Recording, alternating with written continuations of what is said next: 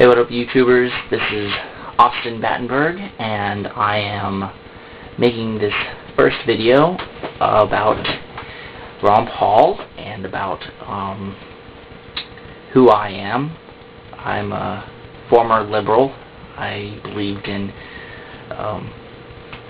not necessarily big government, but I believe the government should be involved in a lot of programs and whatnot. I just kind of got brought up in the whole, oh, they should take care of us with education, health care, all that other stuff. And I didn't really care too much about politics until about October 2006. I voted for the first time. I live here in Virginia. I voted for Jim Webb, who replaced George Allen. And I don't regret that decision. I'm sorry, I just don't like racist pricks. I was pretty firm for voting for Obama. I read about him. I've heard his speeches. He's a great speaker.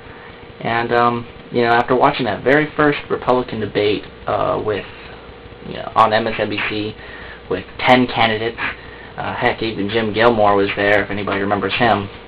I heard Ron Paul for the first time. I was just kind of like laughing to myself, man, all these guys are pro-war. And that's a big issue for me, just not necessarily the war in Iraq, but just all wars in general, the whole foreign policy thing we've had, even with Clinton and whatnot. And I heard Paul speak, and he did a lot of things right. It grabbed my attention. So when I went ahead and got on YouTube and learned a little bit more about him. And because of him, I'm starting to take a more libertarian stance on a lot of issues, because I've realized that